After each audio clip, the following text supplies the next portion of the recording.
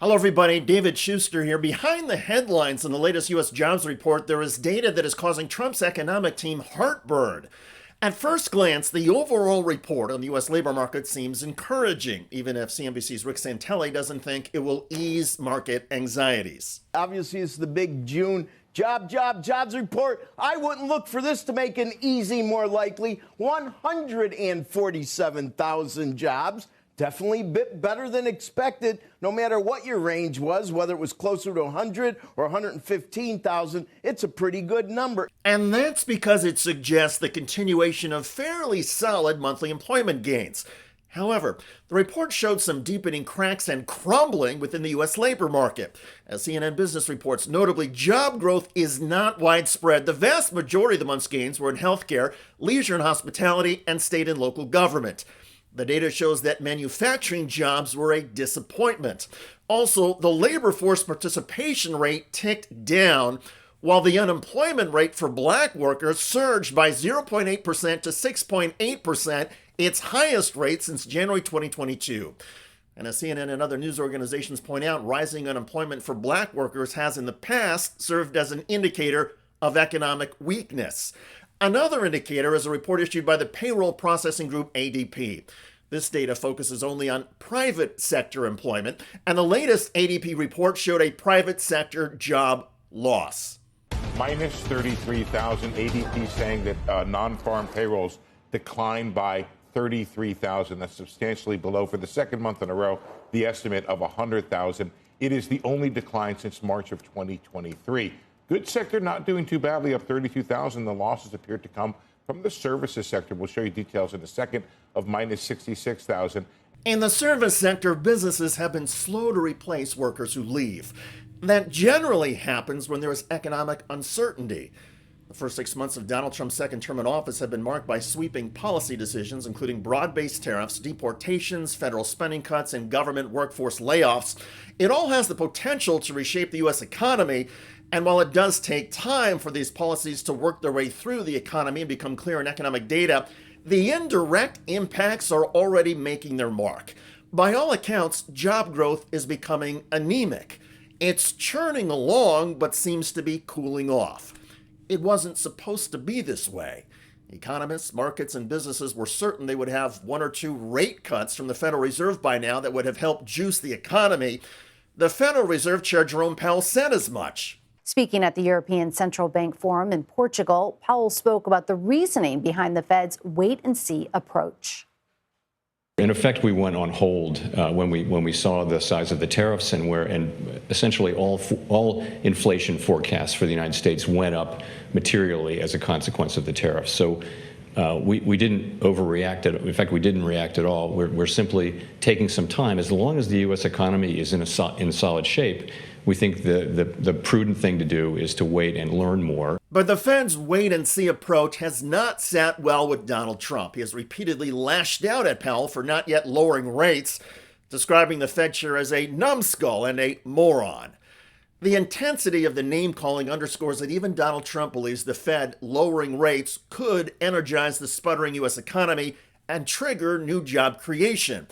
But the Fed is more concerned at the moment about rising inflation caused by Trump and doesn't want the economy to add to the inflation. Between rising inflation, a lackluster job market, tariffs causing American consumers to pay more for goods, and U.S. market instability, the overall mood in the United States under Trump is more grim. A recent Gallup survey found American pride slips to new low. Pride among Democrats tumbles while independents also hit new lows, more than offsetting increase among Republicans. The percentage of extremely or very proud in 2001 was 87%. Now it's down to 58%. And I can't see any other reason other than Trump for this massive decline. Listen, you look at the different presidencies, okay? 2001 to 2008, you had George W. Bush. Democrats were still very proud to be Americans. You had 2008 to 2016. Republicans were still very proud to be Americans. And then 2016 happens and the Democratic number starts dipping. in a massive way. The independent number starts dipping. But you see, I mean, look, it's fascinating to look at. It didn't have this massive effect during the Bush years in the way that it has since then. So there is something about Donald Trump that has, in a very, not a massive number of people, but in a significant number of people, Democrats and some independents, and actually some Republicans, let's just be honest, it becomes all-consuming. And it's most consuming, according to voters, with the economy. Trump promised to tame inflation, but it has risen. Trump promised new manufacturing, but that has fallen. Trump's team promised 90 trade deals in 90 days, and there are just 2. The United Kingdom and an agreement with Vietnam, that is what Vietnam offered and Trump rejected 8 years ago. Across the board, most Americans think Donald Trump is erratic and not trustworthy. And it's showing up in the economic data, where the impact can become a vicious cycle. 2/3 of all the economic activity in the United States is driven by consumer confidence. When consumers feel good about things, they spend more and the economy grows. When consumers feel anxious, they cut back and the economy slows down.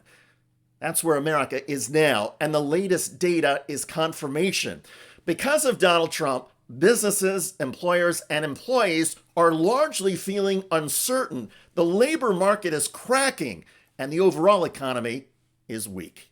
By the way, Trump's daughter-in-law, Lara Trump, is getting mocked and ridiculed as she edges closer to a U.S. Senate campaign. You look at young voters, especially young men, 18 to 24 years old, they came out in such a big way for this president. Television host, self-proclaimed analyst, and yes, Trump daughter-in-law Lara Trump is considering a new role. Over the weekend, Senate Republican Tom Tillis of North Carolina announced he will not run for re-election, and now there is this. NBC News reports that among the Republicans considering a run to replace Tillis is the president's daughter-in-law, Lara Trump. Asked about the odds she does run, a source close to the Trump family said, quote, "I'd put it as high as one could be considering it. I know she's thoughtful and will pray on it, and it'll probably come once she is prepared.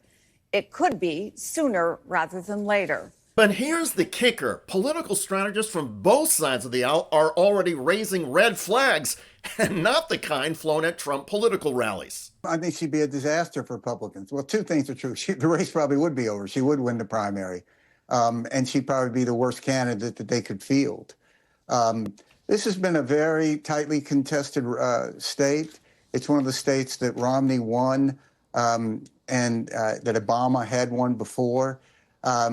I don't think there's anything that's going on now inside the Trump world, what he's delivering, that makes him more popular in North Carolina. In fact, polls show 60% of the electorate opposes Donald Trump's tax and spending bill. Trump only won North Carolina in 2024 by 3 points. It is, by all accounts, a swing state. Republican operatives know it.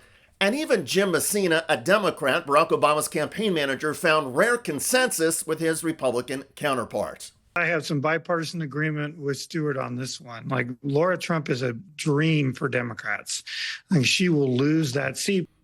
Check out that video at the link below. I'm David Shuster. Thanks for joining us.